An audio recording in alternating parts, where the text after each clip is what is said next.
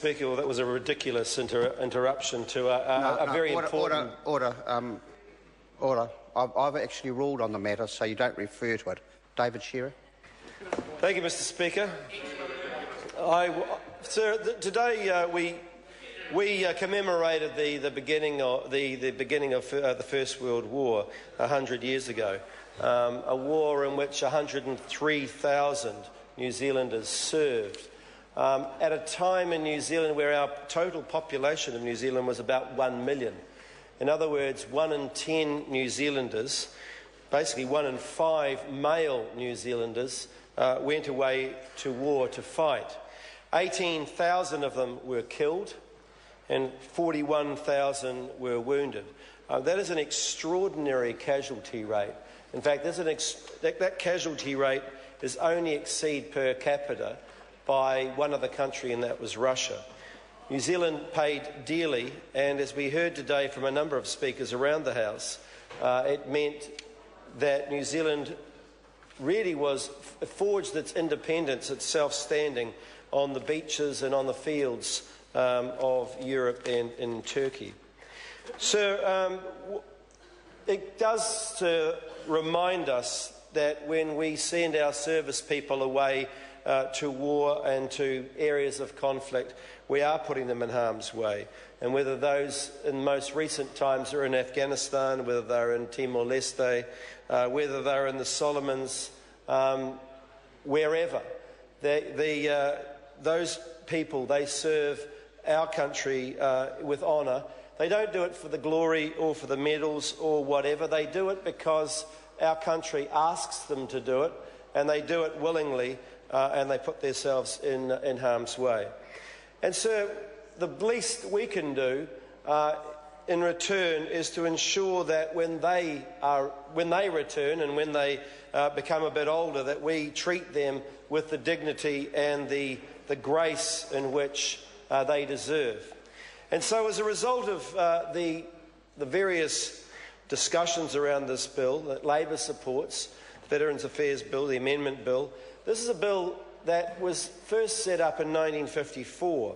The 1954 Act was considered outdated, and it was looked at by Rick Barker, who was the then Veterans Affairs Minister, and Phil Goff, who was the Defence Minister, and they asked the Law Commission to take a look at this piece of legislation and to make some recommendations, analyse it and to make some recommendations that would elevate it and bring it into today's world effectively and make it relevant for today. And so the Law Commission spent quite a long time on it, spent 280 odd pages of analysis and discussions and recommendations, and reported in 2010. It went away in 2008 and came back in 2010. And so it made a number of very important recommendations which we largely have endorsed. It's been through a full select committee, through committee stages in the House, and we're broadly in agreement around its major clauses. But there are a number of issues.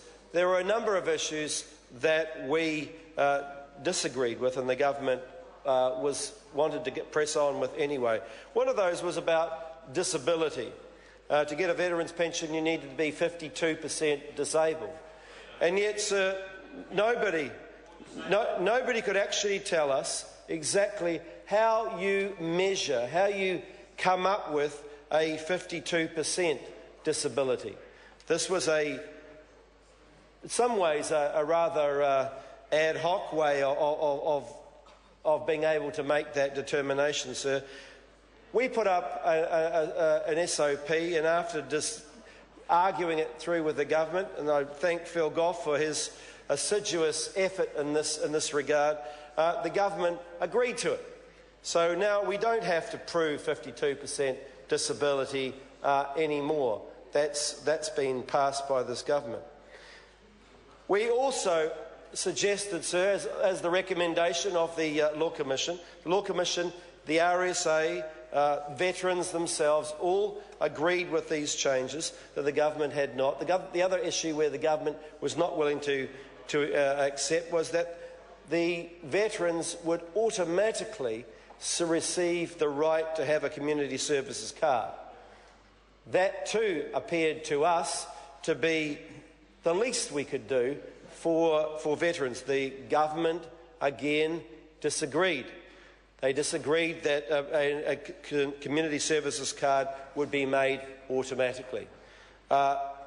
After Phil Goff and Labor put forward an SOP, the government reluctantly, I believe, screaming and kicking, agreed to allowing veterans to have a community services card. Sorry to interrupt the honourable member. The time has come for me to leave the chair. Members, this debate is interrupted and set down for resumption next sitting day, and the House stands adjourned until 2 p.m. on Wednesday the 30th of July 2014. Good evening, members.